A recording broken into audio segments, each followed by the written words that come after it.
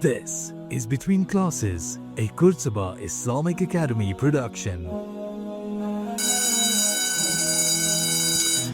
Assalamu alaikum wa rahmatullahi wa barakatuh. Ahlan wa sahlan wa marhaban bikum. Welcome back to another episode of Between Classes by Kurtzaba Islamic Academy. You might recognize the voice. My name is Moulana Muhammad Coovadia. I educated here at Kurtzaba Islamic Academy. And I was the first host of our first podcast right back at the initial stages where we just launched and we spoke about with Hafidh Azramite about the miracle of the Quran Kareem. For the students out there, you might remember me as the Ustadh, which comes on a Tuesday and does your assemblies. But today, I'm not the main feature of today's podcast. Today, inshallah, we have a guest with us who is a counseling psychologist, currently in private practice. He does go as Soulful Psychology, Hafidh Mohammed Uzair Bhamjee. Assalamu alaikum wa rahmatullahi wa barakatuh.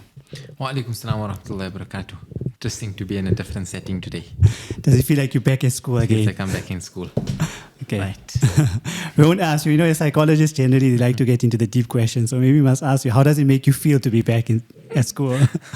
I can say horrible and then I'll be going into childhood trauma.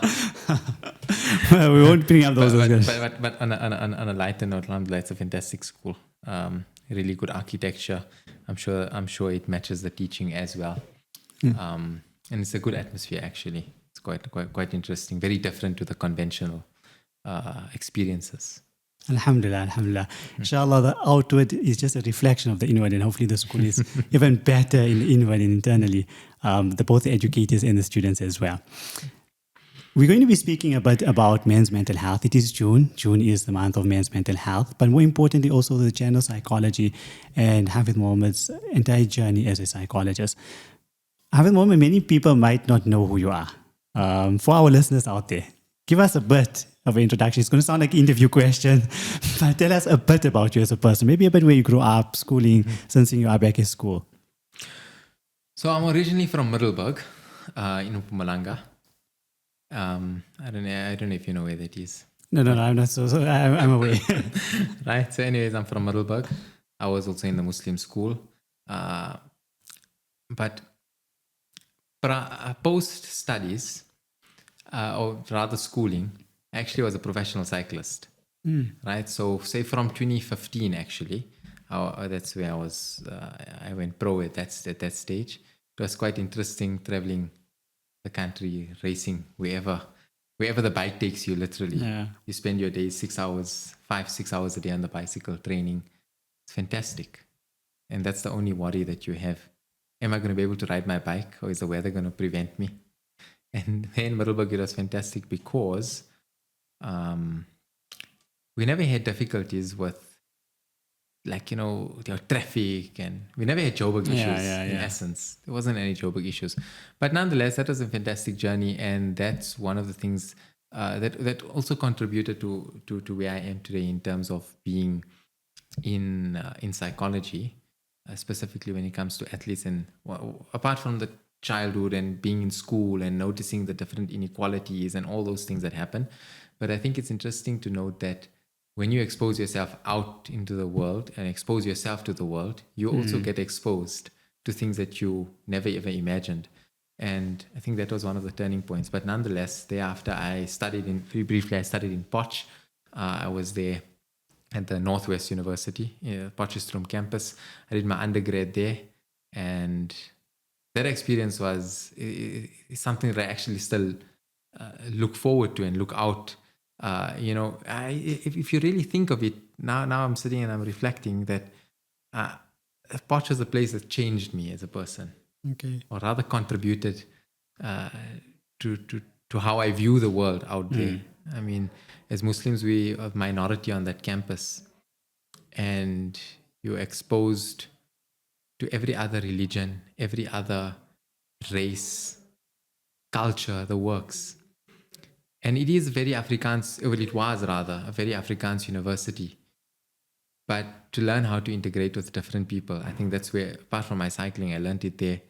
And even the level of education, contrary to how people perceive, you have your high-ranking varsities and all those things. It's all well and good, but I think it's an underrated institute. And thereafter, so I completed my undergrad there in psychology and English. And then I was fortunate enough, I had various options where I could do my honors. And I chose to still stick within the Northwest University. And I went to the Vaal campus in Vanderbijl.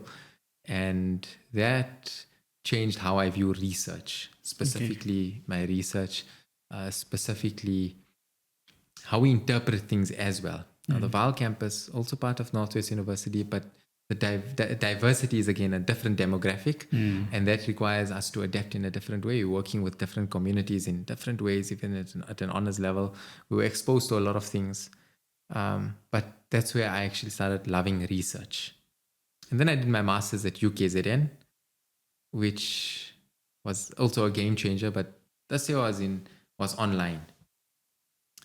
We went in our practicals. Fortunately, we were exposed to online therapy as well as in-person therapy. So I was fortunate enough to move around 3 different placements. So one was the student counseling, it was all done online. The other one was another school, I can't remember the name. And then there was another hospital that I was fortunate enough to be placed in at that stage there, even as a counseling psych. And after that, I moved through to the military. Okay. And this was like the game changer. Like there, you're coming fresh out of campus. Yes, you got your experience at the hospital, and I mean, I was thrown in the deep end in the hospital. Myself and another colleague were thrown in the deep end, and we needed to swim in the hospital, and we did it.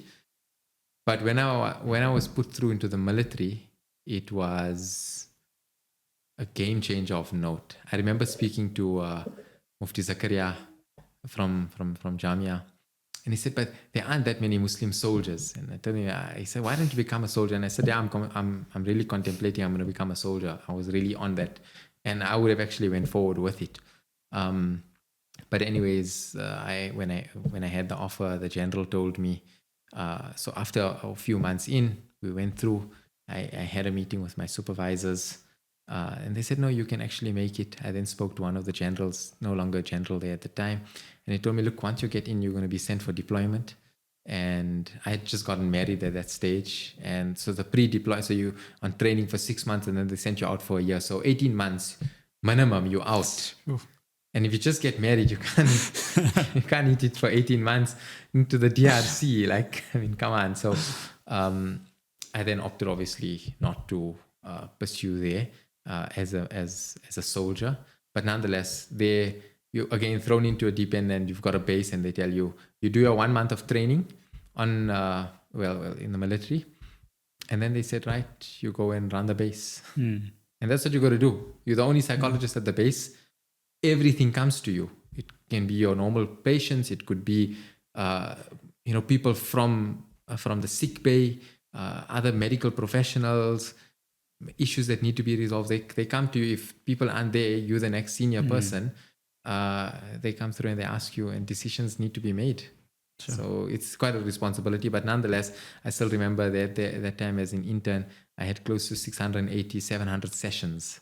Sure. For the year. And as an intern to have that amount of sessions. Crazy. People in private practice don't do that. So, yeah, that's up until the military. And then I was really fortunate enough. So during my years in Maritzburg at UKZN, I was linked up with Gift of the Givers, and we did our community project through Gift of the Givers, or with them rather, through in the organization, not externally. So at that stage, I linked up with them, and post my military, so I was still in contact with them all the time, and I made really good relationships there. And I remember speaking to Dr. Imtiaz before I left Maritzburg, and he said, well, the organization will always have space. Come in, see what you can do. But, have your reason as to why you want to come in. He always emphasized on, intention, all those things. It was fantastic. And that's where I ended up joining Gift of the Givers in end of 2022, 2023. I was with Gift of the Givers, and for 6 months, a colleague and I, we worked day in, day out, accessing schools across the country, in specifically Gauteng, KZN, and in the Eastern Cape. And we went through to various schools, doing understanding, doing needs analysis, understanding where communities going down, where the schools going down, specifically what's working and what's not working for them. Because it's easy for someone to write an application to say, listen, I need a borehole. We don't have water.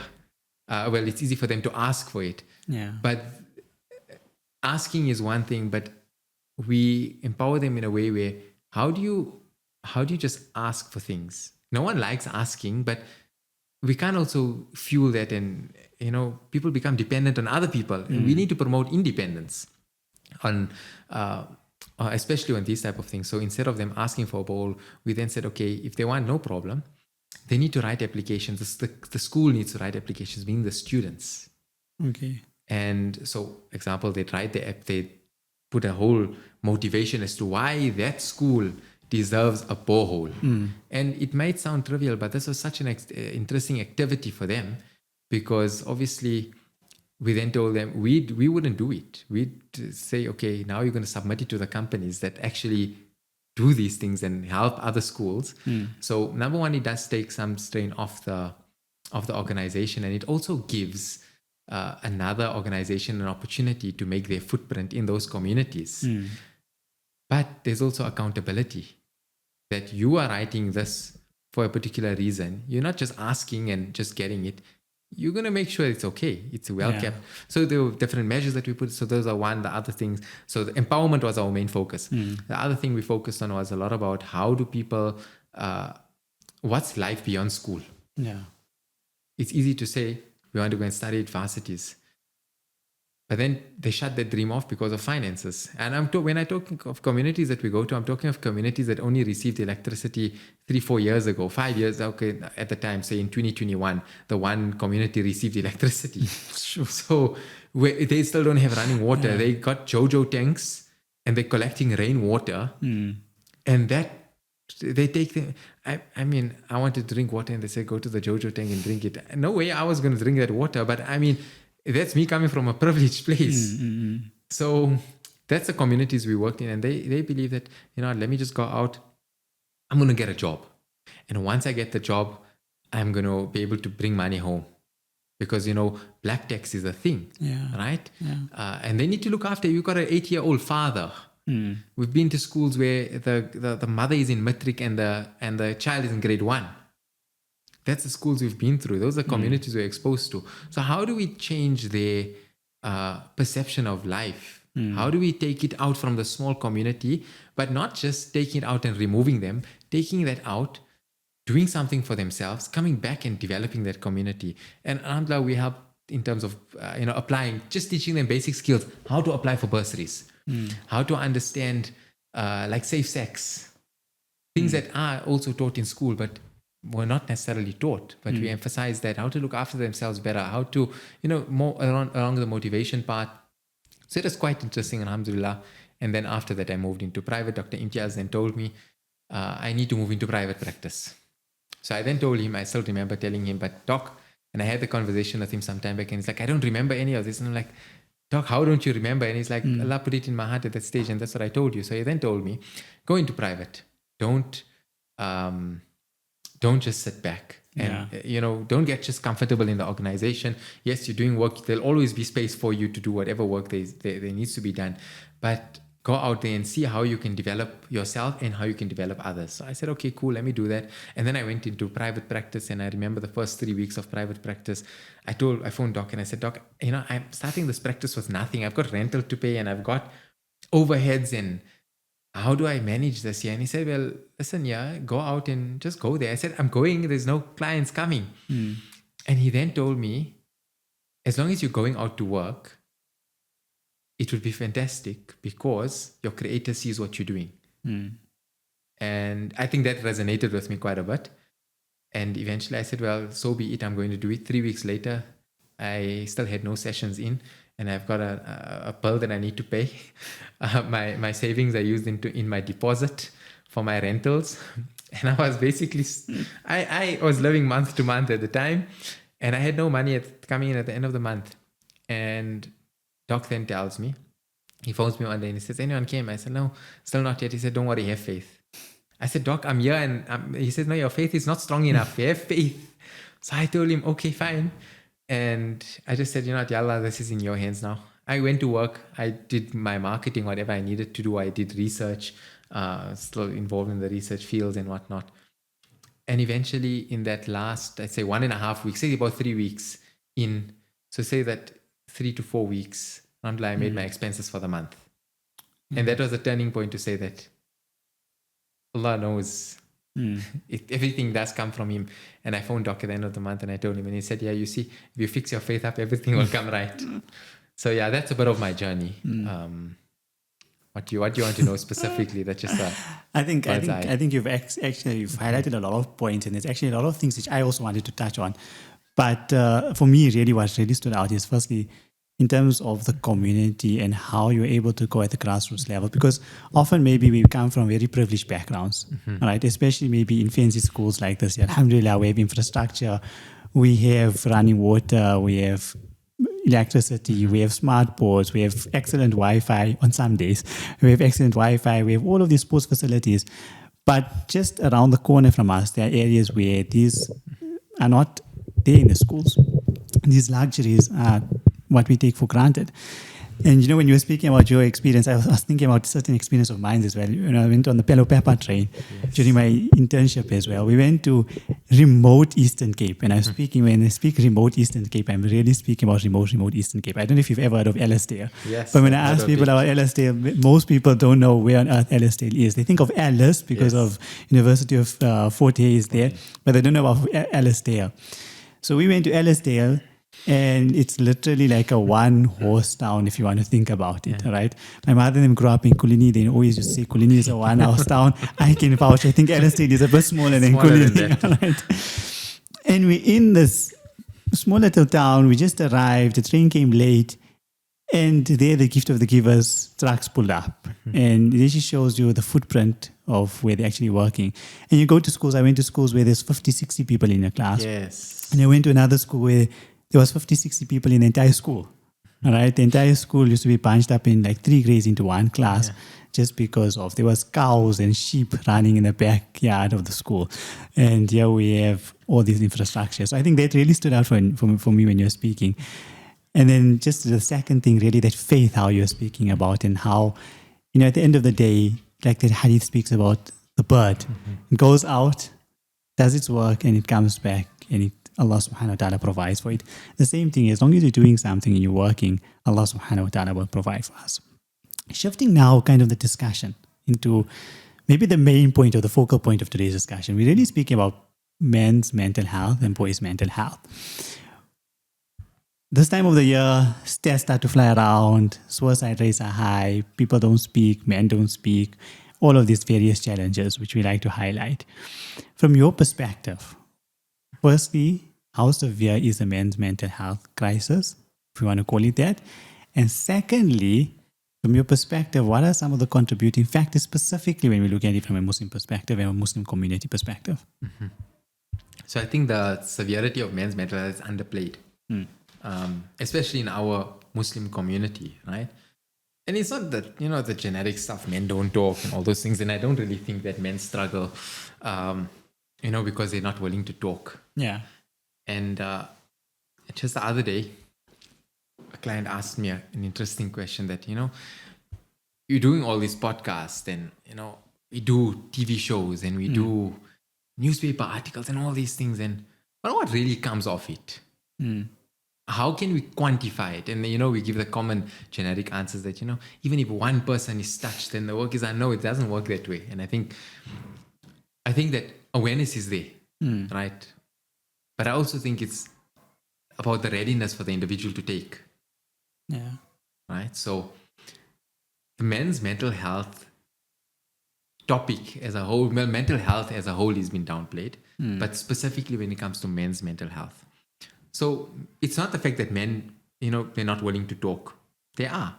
But many men were never taught how to actually express themselves as children. I mean, that's where it all starts. Right? We can look at apartheid and we can look at generational trauma and those things all, we throw them around like words, apartheid, generational, but do we actually understand the impact that had? And we're not blaming we're not blaming our situation for that. It's not about that, but just to put people into perspective, why? To understand it. Let's look at you can change look at the demographics, right? Privileged people, however that may look. Even within our Indian community, those, and I see it in the practice as well, those that are more privileged, were more privileged in terms of your basic needs, your financial security, your roof over your head, that weren't, and while many families, Indian families were struggling, they were those, alhamdulillah, they were families that were not really struggling to that extent. Their struggle was less. Fair enough, they may have had other struggles, but those people actually accessed mental health more easier and more faster, even in terms of the schools that they went to. Some people could go to university. Other people, a lot of the older generation, you'll hear them saying, if they wanted to do medicine, they went to Ireland and Pakistan and all over. Yeah. So all these things factor in. We were in an environment that was pushed on for survival. So they were never taught how to understand what they were feeling and how to express it. It was just about that grind. I'm going to work, I'm going to push, and that's what it is, right? Even when you look at how they present, they don't just present with that sadness. It's irritability, anger, substance abuse, overworking, all those things. And how we justify the overworking, bills need to be paid, which is true, but to what extent? To what extent? Where's our balance? So let's go deeper into this. Let's go deeper. Yeah, I think, you spoke about, number one, how mental health in men particularly shows differently compared to women. Like the overworking, all right? Maybe the stress, whatever it is, all right? And the other thing you said about how men, in terms of emotional vocabulary, they don't necessarily have the words to express themselves, all right? Another factor which many people often bring to the table as well is men go for help, all right? And I've heard this often as well.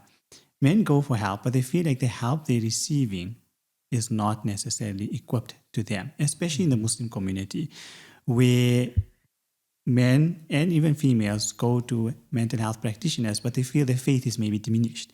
And because of that, they don't return. And then they attach that the problem is mental health, not necessarily in a specific context of mental health and how it's been expressed.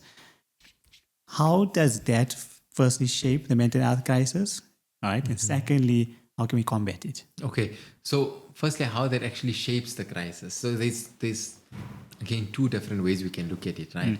Faith plays an important role in everyone. I mean, your fitra and your firasa, those things are really important, and that goes without saying. And yes, so if you look at the amount of Muslim psychologists that are out there, in comparison, first we look at the stats of our Muslim people in South Africa, we are part of the minority. Hence, the amount of psychologists that are Muslim are also going to be in minority. And then if we look at males specifically, there is going to be a further minority. Now, if you look at stats of the country as well, male psychologists are far less than... 1/5. Yeah. So with that being said, a lot of psychologists, rather, not everyone, but a lot of psychologists are packed, firstly, in terms of availability, burnout rate, all those things are real, right? So access now. Now we look in such a small community, and the need is far more than what the machine can sustain, right? So that then pushes people to go outward. I mean, in essence, if there is, just say you need a practitioner, right? A psychologist. As a male, generally you look for a male psychologist. Yeah. Right? If there isn't a Muslim, first you go and look for a Muslim. If there isn't a Muslim, you look for a female. Now, I may not be comfortable with a female, whatever it may be. Different people have different preferences. Let's look for a Muslim female. Okay, availability is tight. I'm going to wait a month, 2 months, whatever it is for an appointment. Let's go. Let me see where else can I get help. And then they go to a person that is a non-Muslim. And they may be able to accommodate them, and that's fantastic. And then they accommodate them, but there isn't that sense of commonality, understanding that's there. And I think from how I see it is that it's more about the need to explain the religion and values and morals to a person that is not of the same faith to you, that makes things difficult. But I've also seen that used as an excuse to say, well, this is just not for me. But we'll get into that shortly. So I think that's the one part of it, right? having a Muslim practitioner versus a non-Muslim practitioner, the ability of just even culture, just understanding the culture. I've personally seen many of my clients that have been to the same culture therapist, maybe an Indian therapist, and they said, well, it's actually fantastic. Sometimes they were referred to them to me by these same people, and they're like, it's fantastic, it worked well because there's a cultural understanding. Versus, and so that's the one part. The other part is that where the individuals don't see the need to explain how their religion impacts, or impact is it's not bad. Impact is both positive and negative. How it impacts them. I remember when I was on campus, I had a non-Muslim therapist at the time, and I remember this lady asking me questions that I needed to think about 4 and 5 times, because she asked me religious questions that I never knew answers to. And then initially I also thought, like, what on earth is this lady asking me? Why can't she ask this?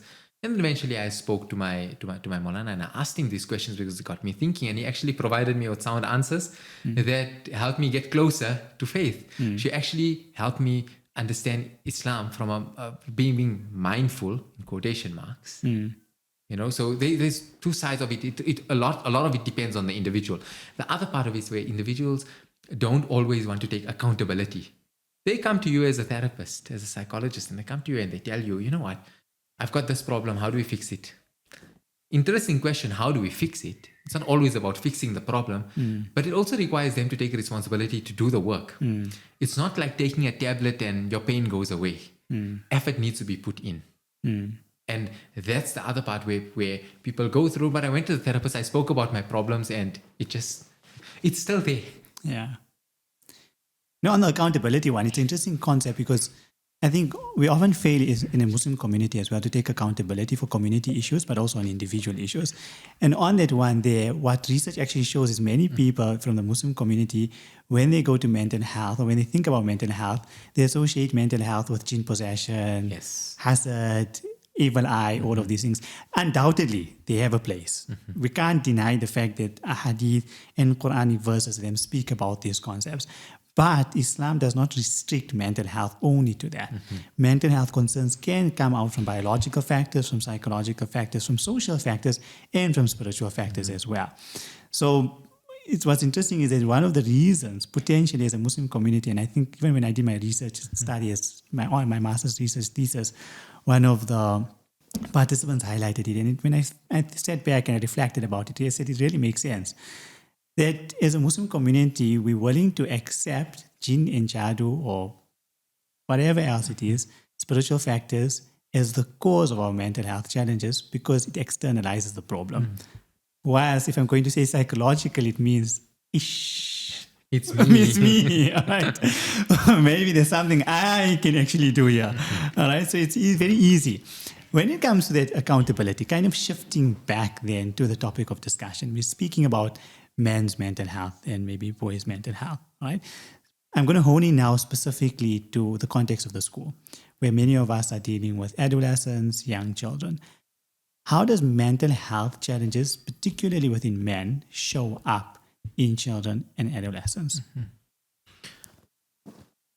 So let's start first with men, right? Because we look at children and, a lot of people say what the child sees is what they do. I don't know if there's any, I don't know, if it's an Islamic thing as well. Maybe you can highlight a bit more. There is undoubtedly the aspect of your environment influencing a person. So I think we can take it from that there. And then obviously learning is also done based off observation. There's a long point I can mention, but rather you the guest. If we look at it, we have men at home. Think of fathers. Whether it's single fathers, married, doesn't matter. Let's look at financial pressure. We have provider identity. We have loneliness, right? We have shame, relationships breakdown. We have father wounds. And then we also have trauma. Right? So trauma is anything that is distressing to the brain. We'll talk about that now. Anything that's distressing to the brain. And we don't compare traumas. So financial pressures, those are, people talk about it often. It's like common knowledge that how's the economy? No, it's bad. How's this bad? I mean, That's common, right? Everyone is grinding, everyone is striving to work hard, everyone needs to make a living for themselves, right? I mean, they got school fees to pay. I don't know if Qurtuba is an expensive academy or not, but anyways, we're relatively cheap. It depends who you're comparing it with. So they've got expenses, right? School fees aren't just going to pay themselves. Bread isn't going to go walk itself into your kitchen. So nonetheless, those pressures are there. Then we have the provider identity as men. Men are seen as providers. And I'm not just talking of your nafaqah. I'm not talking of that. I'm talking about, it's easy to mention nafaqah, but I mean, there's a lot more expenses than just the nafaqah. And we're not living in a basic world where we're going out and farming our things. Society has put it at a high level. The demands are there. I mean, I often hear I've got an older uncle, a grand uncle rather, and he talks and he says, in his days, the things used to be so nice. The food was fresh and whatnot. And I got another friend of mine he's a Pakistani guy, and he tells me, so his ancestors are from Peshawar in the mountains, and he tells me, someone these days 100 and something years old, right? And I said, how come? And it's like, because they're eating food from the ground, right? So though we're not in that world here in South Africa. So everything is fast-paced. Hence, we're going to feel things a lot more. Demands have increased. So men automatically see themselves where, and again, culturally as well, man is a provider. He needs to do things. And a lot of households are now dual-income households. And we need to ask ourselves, why is it dual-income houses? Why are the households dual-income? And why is it dependent on that? Are we living out of our means or not? And a lot of times people will say they're actually not living out of their means. But we have to look to give your child a good education, to eat good food. And I'm talking dual income households without going on holiday. No, there isn't much luxuries. They're just your basic needs. So demands have increased, and men feel the need that how can my wife actually be providing to such an extent? How can my wife help me with 50% of the rent? Now, those things also impact men. 100%. They may not like it, but they're dependent on it. So that's another thing. And then we look at the loneliness. Who do men actually speak to? Yeah. You can have your friends, but do we really go to our friends and tell our friends, hey, we're actually going through this difficulty? And secondly, are our friends, our group capable of giving us sound advice or supporting us in a way that we need to be supported? I often hear people coming in and telling me, I went to my friend and we spoke about our difficulty. I told him, the fro is troubling me. And other guy says, no, leave her. Just like that, so simple. He said, every time you come, you complain about your fro, just leave her. Like that's a solution. Like he's not coming to ask him if he must leave his wife or not. He's asking for how must he manage it. Yeah. But people are not equipped to deal with these issues, and then they give advice that isn't sound and totally irrelevant, that causes more harm later on. And then you have the wife fighting because why is he going to this friend here? And it just goes on, right? So we also need to be aware of that the way men express themselves and the way we help each other is not always the most effective way. 100%. As compared to, women would be sometimes, I'm not saying women are innocent. They have their flaws and their faults, but sometimes their support is more about debriefing and about the emotion around it, and that's what they require. And men may need that solution, but what lacks is the emotional element, right? And then father wounds, their own childhood that actually impacted them. If I asked you, who taught you how to become an alim, you can tell me you went to school, you went to madrasa, you've completed everything. Who taught you to be a psychologist, a counselor and then psychologist? I went to varsity and I did all these things. But if you ask someone who taught you to be a son, no one can answer that question. Who taught you to be a mother, a father? And it's obviously things that have been passed. What we see is what we do, right? So all those things impact individuals, especially men, because now they think, oh, my father did this, let me do it. It worked. It worked for me. What never worked for me. And they do try. But there's a lot more to it that they don't always realize and understand, right? On the topic of being a father, we often talk about postpartum depression.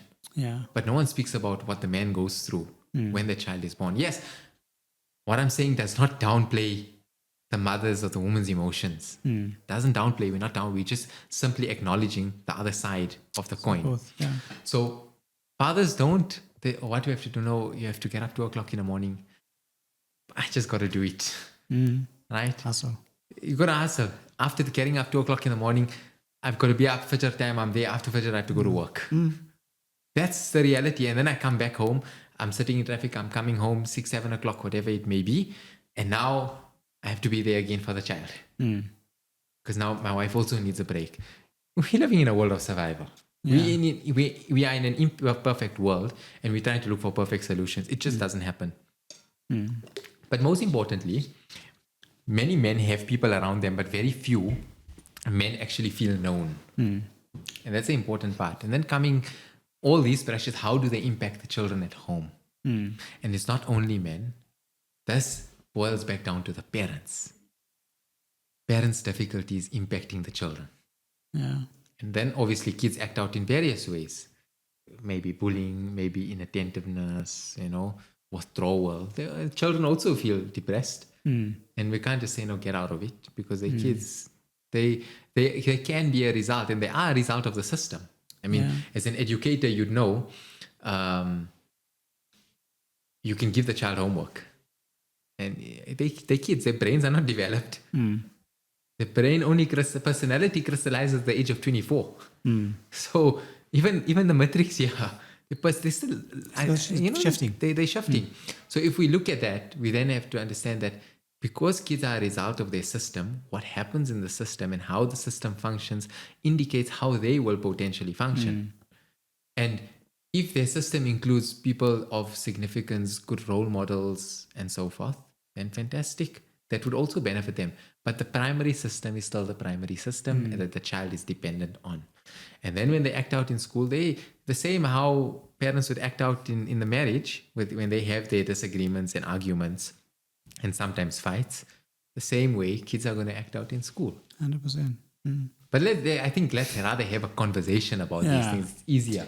I think, I agree with you. I think the children at the end of the day are a symptom of the system. Yeah. All right. If the parents have their own challenges, then who does it actually get expressed in? It becomes expressed in the behaviors of the children. And often the children are then scapegoated because they're the problem and not the parents. And I'm going to say this because I'm sure all of the teachers will definitely resonate, and maybe some of the parents will get offended and might be trampling on some toes. But often when children are acting out in school and you meet with the parents, then you slowly start to realize they are just the function, or rather they are just a symptom of the issues which are resonating in society. I think that's really critically what you really actually spoke about. The other thing in terms of the modern male, I think, has much more challenges than previous generations. If you think about the financial instability, I know you speak about the dual income. The other thing, or the other coin I always like to add to it, is that in the past, there were multiple people living in one household. Yes. Right? Nowadays, I'm on the rounds of finding a potential spouse. Right? And when you go, then the first thing people want is, males, you must stay separate from your in-laws. Of course, that does make sense. Islamically, there are grounds for it and all of that. But in the past, everyone would be staying in one household. Right? That came with its own set of challenges. I'm not saying it was it was all nice, hunky-dory, everything was great. All right? There was its own sort of unique set of challenges. But financially, there were more than one contributing to the household. Secondly, there was more than one person being able to look after the children, to take care of upbringing, all of that as well. Loneliness was also maybe not such a big factor because now you had multiple people in the household, although you can have people in the household and still feel lonely. So I'm not saying, again, everything was great. So I think those are also other factors in terms of the society, how that has shifted in the past compared to now. But just to kind of summarize it, because I don't want us to detract from the point we're saying that children are a symptom of the parents. Parents may also be a symptom because of their parents, all right? Then we're going to continue. We're going to continue blaming it upwards, until, fine, Adam alayhi salatu wasalam, he's the problem of everything we're dealing with in society. You know what? If that's I'm just saying, all right? Of course, I'm not saying that. Now, I'm saying that's what a person could actually end up to. Yeah. Where do we draw the line between blaming things just on a generation, and how do we as a society change this current generation? It boils back to what we were saying earlier on in terms of accountability. That's the end all and be all of things. Yeah. Right? Understand that blaming isn't going to sort everything out. We can acknowledge and understand, but insight is less likely to create change than change is to create insight. Yeah. Right? So in essence, I say that again, insight is less likely to create change than change is to create insight. It's deep. Certainly, think about it, listeners. Yeah, it is very deep. And when I tell people this in the therapy room, or even when I'm with corporates and I tell them these things and they're like, wait, please repeat that, right? So now I repeated it because it's not to us to repeat, but we put it as a social media post, maybe. Put a social media post. The thing is, knowing something doesn't mean it's going to change. And I think even from an Islamic perspective, it emphasizes on accountability. 100%. There's no way to justify you not taking accountability. So this is the other thing that we spoke about, and I made a note actually. Some men feel safer opening up to other men because they don't feel the need to explain certain experiences. This is specifically in relation to like psychologists, right? Having another male psychologist. Others prefer female psychologists because they feel less judged. How can another man view me so weak? Even though that's not reality, that's their perception, right?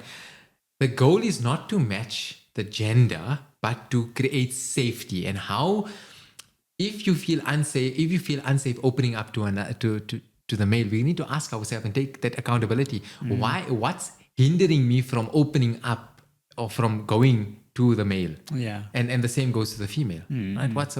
And yes, maybe different perspectives and all those things are there, and there's different, but that's a different discussion altogether. But that accountability, change starts from within. And not just, one thing is telling yourself I want to change, but telling yourself doesn't do anything again. Yeah. We need to actively say, listen here, this is the difficulty that I'm facing and I'm going to actively change it. And then we have women on the other end. So one thing we can say, men feel lonely and they don't want to seek help and all those things. The other thing is that some women don't want their husbands to be in therapy. Yeah. Right? And you'd see it simply because, you'd see men being shamed for being in therapy by their own spouses. And then is that not abuse on its own? Yeah. Now you want help, but if you get help, firstly, the community stigma, generational stigma, now I'm going to be a change maker and I'm going to break the stigma. And then I go out. And my wife tells me, you need therapy and you're not man enough. Imagine how, that's like, my knees are broken already. Just take my legs away one time. It's crippling. It's entirely crippling. So we have that part. And if there are women that are listening to this and they do that, please just don't do that. Literally don't do that. I mean, how do we answer to our creator to say, I hindered my husband or my child from going to therapy. How do you, there's no comeback of that. You're going to talk about generational trauma. I mean, our creator knows everything, right? So that support needs to also come from spouses and men. If the men aren't taking their support from their wives, then you ask Allah Ta'ala for help and you ask Allah, what, I'm going through these things, I'm going to pray and I'm going to read my salah and make 1,000 dhikr or whatever, astaghfirullah and everything. And we do all those things. Then Allah Ta'ala puts an opportunity in front of you in terms of go for therapy. He gives you the means of therapy, your medical aids, your whatever it is. Medical aids cover for these things. People don't understand, right? And they go and you go in for that. And then you're like, oh no, but I don't actually want to go for this. You ask Allah for a solution, He puts an opportunity through you. It's your choice to take it. Allah has blessed us with choice. And if we don't do that, and if we don't take that choice, then that's again accountability on us. So that's where we draw the line, that accountability. That our parents did things and they survived. We are still here, we're surviving. We may have flaws, which everyone does have, but the choice to keep those flaws and to pass them on is within us. Yeah. That's the end all and be all of things, right? So, yeah. I think that's a key point you mentioned, really, in terms of accountability.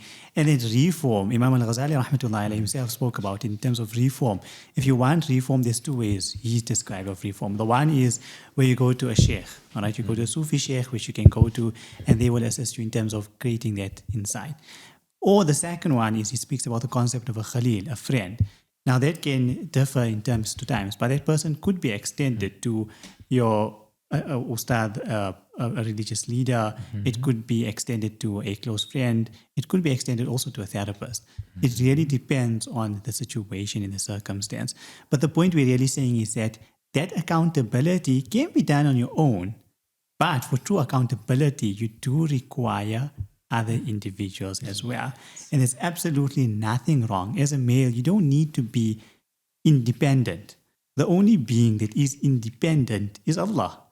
We as human beings need to show our dependency, whether they're showing dependency also upon a therapist, showing your dependency upon a spouse, showing your dependency upon a friend. And that's really the thing in terms of reaching out to somebody, speaking to somebody. I'm sure we can have much more and speak about many more things, but we've already hit 45 minutes. Oh, okay. The time goes fast. They say when you're having a good conversation, time really goes quickly. So just in closing, we have a tradition here at Qurtuba Islamic Academy between classes where the previous guest poses a question to the next guest, not knowing who the next guest is. Right. And I'm going to pose to you the question which the previous guest asked without telling you who the guest is, but the question.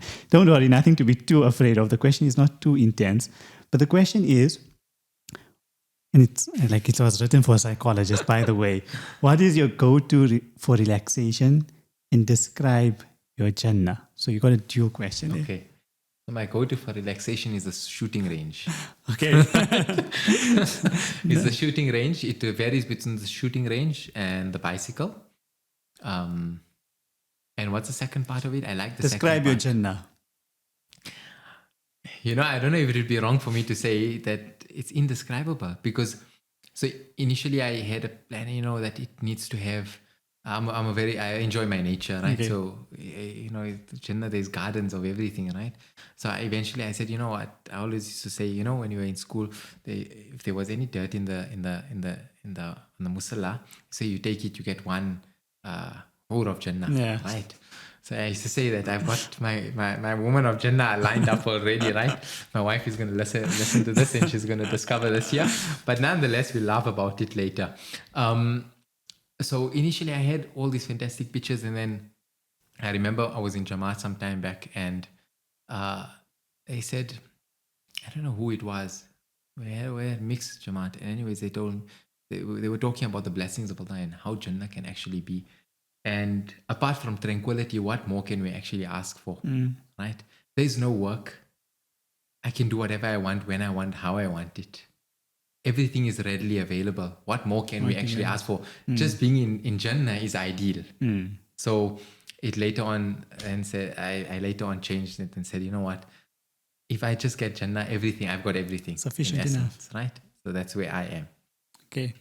On a side note, you never mentioned the cycling, you never mentioned shooting, or a therapist in Jannah. Imagine, Imagine. No cycling. Yeah, those are worldly pleasures we will enjoy here. But I think, what the key takeaway for me really from this podcast was about loneliness and just society and community. And I'm going to link it back to this question as well, because if you think of Adam alayhi salatu wasalam, he was in Jannah, he was experiencing all the pleasures and the bounties of Jannah, but yet he needed a spouse. Absolutely. Showing the context of association and loneliness, right? And I think with that, as I said, we could have spoken much more, but we'll bring the podcast to a close. Jazakallah khair wa ahsan jazaa for taking out the time, for blessing us with your presence here at Qurtuba Islamic Academy between classes by QIA. And inshallah, it's not the last time that you'll be at the school or the last time on our podcast. All our listeners, Jazakallah khair wa ahsan jazaa for listening in. I hope you enjoyed the podcast, you try to derive some benefit. And if you feel this podcast could benefit someone else, if you've got someone else in mind, be sure to share the podcast with them.